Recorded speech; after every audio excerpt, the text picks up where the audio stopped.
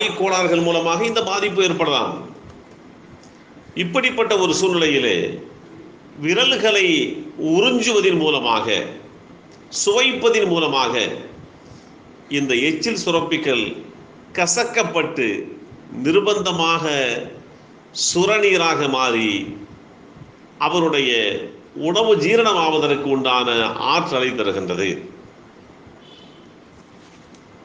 அமைலைஸ் என்ற என்சாம் நன்றாக அரைக்கப்பட்டுள்ள உணவில் இருக்கக்கூடிய துணுக்களை சர்க்கரை அல்லது ஒற்றை சர்க்கரை என்று அழைக்கப்படுகின்ற குளுக்கோஸ் ஆகிய சர்க்கரை மூலக்கூறுகளை தேடி பிடித்து குடல் உறிஞ்சிகள் மூலமாக இரத்தத்திற்கு அனுப்பி வைக்கின்றது.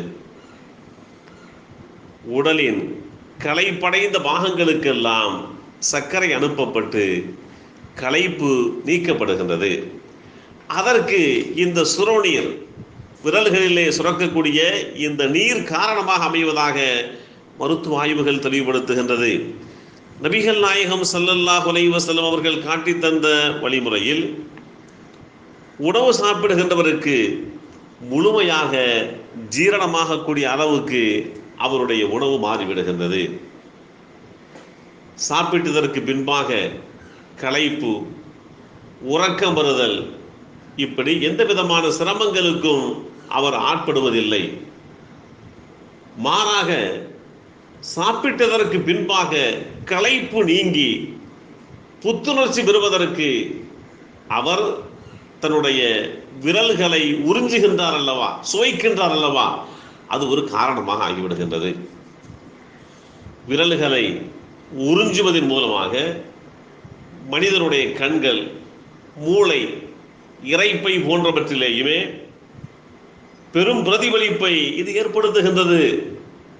இதய நோய்கள், இரைப்பை, மூளை நோய்களுக்கும் மிகப்பெரிய நிவாரணத்தை ஒரு மனிதர் சாப்பிட்டதற்கு பின்பாக தன்னுடைய விரல்களை உறிஞ்சுவதன் மூலமாக, சுவைப்பதன் மூலமாக அவருக்கு கிடைக்கக்கூடிய அந்த சுரநீர் ஒரு மிகப்பெரிய ஆற்றலாக ஜீரணத்திற்கு அமைகின்றது என்பதை இந்த நபிமொழியும் அதை தொடர்ந்து உண்டான ஆய்வுகளும் தெளிவுபடுத்தி காட்டுகின்றது. எல்லாம் வல்ல அல்லாஹு தஆலா நபிகள் நாயகம் ஸல்லல்லாஹு அலைஹி வஸல்லம் அவர்களுடைய வழிமுறையை பின்பற்றக்கூடிய நல்லடியார்களாக நம் அனைவரையும் ஆக்குவானாக. அஸ்ஸலாமு அலைக்கும் வரஹ்மத்துல்லாஹி வபரகாத்துஹு.